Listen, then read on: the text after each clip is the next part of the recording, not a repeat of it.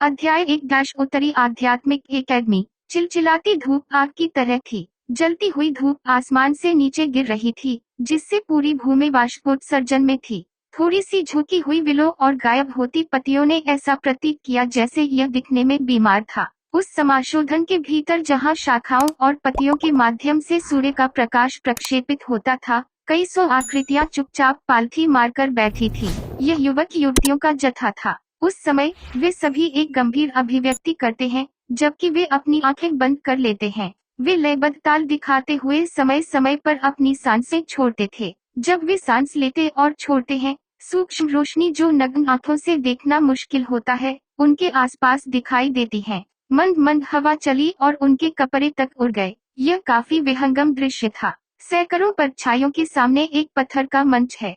पत्थर के चबूतरे के ऊपर एक आकृति भी चुपचाप पालथी मारकर बैठी थी। उसके हाथ एक दूसरे से जुड़े हुए थे। आंखें बंद करते ही उसकी उंगलियां आपस में टकरा रही थीं। यह ऐसा था मानो उसने साधना की एक खास अवस्था में प्रवेश कर लिया हो। आकृति में एक युवा रूप भी था। उसके मुलायम और थोड़े अस्त व्यस्त काले बाल थे, फिर भी उसका भोला भाला दिखने वाला चेहरा थोड़ा पतला था। जब दूसरों ने उसे देखा तो इसने बहुत ही सहज एहसास दिया। इस समय कई रोशनी जो नग्न आंखों से देखी जा सकती है, लड़के को घेरे हुए थी, और उन रोशनी से एक रहस्यमयी ऊर्जा उसके शरीर में दौड़ती हुई प्रतीत हुई। पत्थर के नीचे कई युवकों की अचानक आंखें खुल गईं। उन्होंने पत्थर के चबूतरे पर लड़के के चारों ओर लगी रोशनी को देखा और अपने होठों को चाटने से खुद को रोक नहीं सके। उनके चेहरों पर ईर्ष्या के भाव उभर आए और फुसफुसाहटों ने पहले की खामोशी को तोड़ना शुरू कर दिया। भाई म्यू वास्तव में अद्भुत है। हम सभी अभी भी दुनिया के भीतर आध्यात्मिक आभा को महसूस कर रहे हैं, लेकिन वे पहले ही आध्यात्मिक आंदोलन के चरण में सफलतापूर्वक प्रवेश कर चुके हैं, जैसा कि हमारी ईस्ट ब्रांच अर्थ क्लास के नंबर 1 व्यक्ति से उम्मीद की जाती है। यह बिल्कुल है। केवल पूर्व शाखा का उल्लेख न करें। मुझे लगता है कि एक ही उम्र के बहुत से लोग नहीं हैं जो पूरे उत्तरी आध्यात्मिक एकेडमी में भाई मो के साथ तुलना कर सकते हैं। ग्रे कपड़ों में एक लड़का जो सामने के करीब था, पत्थर के मंच पर लड़के से काफी परिचित लग रहा था। वह हर किसी की फुसफुसाहट सुन सकता था और मुस्कुराए बिना नहीं रह सकता था। उन्होंने अपनी आवाज नीचे की और कहा, भाई म्यू एक व्यक्ति है जिन्हें चुना गया था और उन्होंने आध्यात्मिक मार्ग में भाग लिया था। पूरे उत्तरी आध्यात्मिक क्षेत्र के भीतर केवल भाई म्यू ने इसमें भाग लेने का अधिकार प्राप्त किया। आपको पता होना चाहिए कि आध्यात्मिक मार्ग में भाग लेने वाले सभी राक्षस हैं, है ना? उस समय उस मामले के कारण संपूर्ण उत्तरी आध्यात्मिक क्षेत्र में हलचल मची हुई थी। वहां से निकले लोगों को मूल रूप से 5 महान अकादमियों द्वारा स्वीकार किया जाएगा। 5 महान अकादमियां। बहुत से युवाओं ने उन शब्दों को सुना जो उन्हें बहुत चकाचौंध कर देने वाले थे और वे निगले बिना नहीं रह सकते थे। एक उबलती हुई इच्छा ने उनकी आंखों को भर दिया। उस जगह को सभी युवाओं के लिए अंतिम सपना माना जा सकता है। न केवल 5 महान अकादमियों के लिए चयन कठोर था, जो उनमें प्रवेश कर सकते थे वे सभी प्रतिभाशाली थे। इससे कोई फर्क नहीं पड़ता कि इसमें कौन प्रवेश करता है, उनके पास एक आशाजनक भविष्य होगा। भाई म्यू वास्तव में अद्भुत हैं। लेकिन भाई म्यू ने केवल 1 वर्ष के लिए इसमें भाग लिया था। मैंने दूसरों को यह कहते सुना कि भाई म्यू पहले व्यक्ति हैं जिन्हें समय समाप्त होने से पहले आध्यात्मिक मार्ग से बाहर निकाल दिया गया है। एक लड़के ने झिझकते हुए चुपचाप कहा। हालांकि उन्होंने जल्द ही कहा, हम सभी भाई म्यू की क्षमताओं को जानते हैं, यहाँ तक कि उन प्रतिभाओं को भी जो दुनिया भर से आए हैं और आध्यात्मिक मार्ग के अंदर हैं। भाई म्यू उनसे कमतर नहीं होंगे। उसे बाहर निकाल दिया गया होगा क्योंकि उसके साथ अनुचित व्यवहार किया गया था।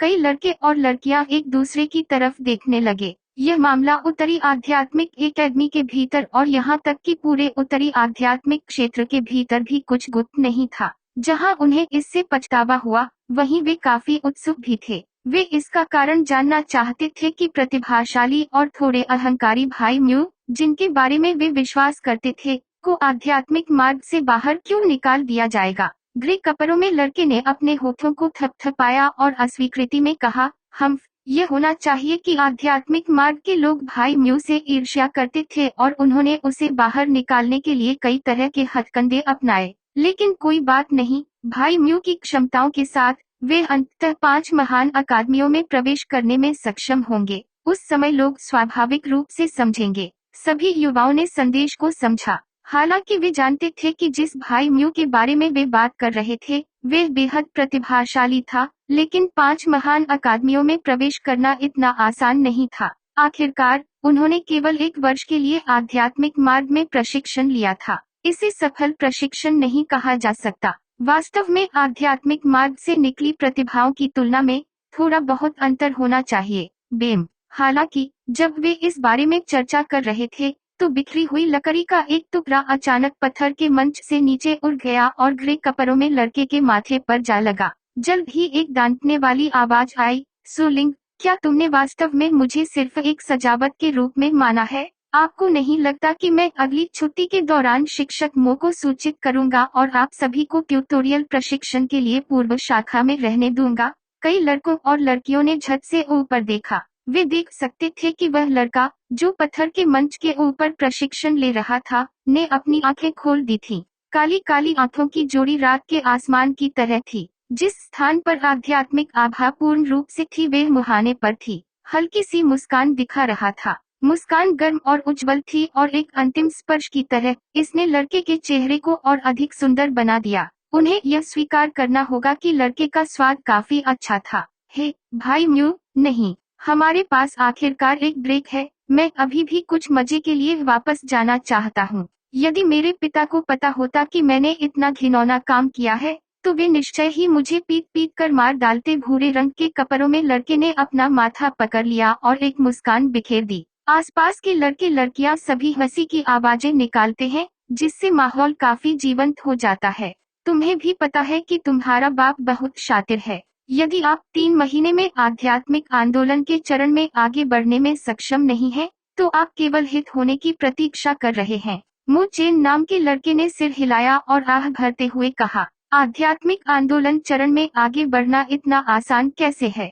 भाई म्यू, मैं तुम्हारे जैसा राक्षस नहीं हूँ जो आध्यात्मिक मार्ग में यूं ही भाग ले सकता है। सुलिंग ने अपना मुंह थपथपाया और तुरंत अपना मुंह बंद कर लिया। हालांकि यह मामला पूरे उत्तरी आध्यात्मिक क्षेत्र के भीतर एक रहस्य नहीं था और मु चेन ने इसे मना नहीं किया था, लेकिन बाहर निकाले जाने का मामला एक शानदार कार्य नहीं था। मु चेन नाम के लड़के ने मुस्कुराहट दी। उसके हाव भाव में ज्यादा बदलाव नहीं आया और उसने अपना सिर थोड़ा ऊपर उठाया। उसने उन शाखाओं को देखा जो हल्के धब्बों से उखड़ी हुई थीं और उसकी आंखों में स्पष्ट रूप से एक जटिल और उदासीन रूप दिखाई दे रहा था। आध्यात्मिक मार्ग, मुझे आश्चर्य है कि वे लोग कैसे कर रहे हैं। उन्हें अपना प्रशिक्षण पहले ही समाप्त कर लेना चाहिए था। अगर ऐसा है तो वे जल्द ही 5 महान अकादमियों में प्रवेश कर सकेंगे। वह भी। म्यू चेन ने अपने होंठ काट लिए। काली पोशाक में एक ठंडी और सुंदर चेहरे के साथ साथ एक पतली आकृति वाली लड़की